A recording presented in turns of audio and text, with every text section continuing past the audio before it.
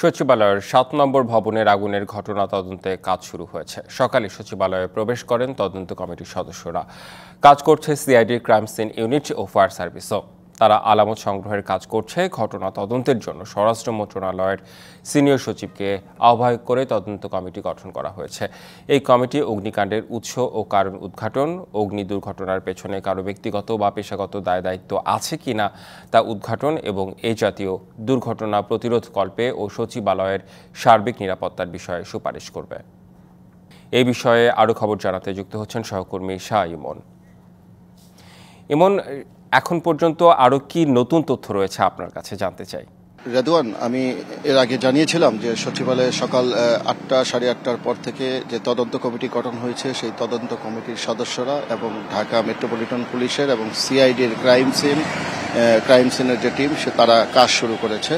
বিভিন্ন আলামত সংগ্রহ থেকে শুরু করে তারা এই ঘটনার এই রহস্য উন্মোচনের জন্য তারা চেষ্টা করছে যে এটা কি নিছক কোনো দুর্ঘটনা ছিল নাকি কোনো নাশকতার ঘটনা ছিল। এই বিষয়টি চুলচেরাভাবে বিশ্লেষণ করার জন্য মূলত তারা কাজ শুরু করেছে। অফিসিয়ালি তারা কিছু জানায়নি। আমরা আনঅফিসিয়ালি তাদের কর্মকর্তাদের সাথে কথা বলার চেষ্টা করেছিলাম। তারা মূলত সচিবালয়ের যে সিসিটিভির ফুটেজ রয়েছে এগুলো যেমন বিশ্লেষণ করছে, পাশাপাশি যে সমস্ত ভবনগুলো বেশি অগ্নিকাণ্ডে পুড়ে গেছে সেগুলোর বিভিন্ন আলামত সংগ্রহ করছে যে কি ধরনের দাহ্য পদার্থর দ্বারা এটা শর্ট সার্কিট থেকে নাকি কোনো দাহ্য পদার্থ দ্বারা এগুলো অগ্নিকাণ্ডের ঘটনা ঘটেছে। এই বিষয়গুলি চলচিনা বিশ্লেষণের জন্য মূলত ফরেনসিক ডিপার্টমেন্ট বিভিন্ন আলামত সংগ্রহ করছে।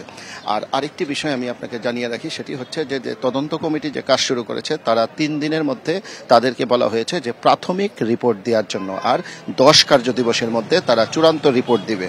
কিন্তু এই এত বড় নিশ্চিদ্র নিরাপত্তার মধ্যে এত বড় ঘটনা ঘটার পরে এই সচিবালয়ের যে অগ্নিকাণ্ডের ঘটনা, এই ব্যাপারে কোনো মামলা হবে কিনা এই ব্যাপারে আমরা স্বরাষ্ট্র মন্ত্রণালয়ে বা যারা তদন্ত কমিটি রয়েছে তাদেরকে আমরা জিজ্ঞেস করেছিলাম। তারা যেটি আমাদের বলিয়েছে যে এই এখন পর্যন্ত মামলা হয়নি, তবে এই প্রাথমিক যে তদন্তের রিপোর্ট দিবে ৩ দিনে, সেই রিপোর্টের সুপারিশের ভিত্তিতে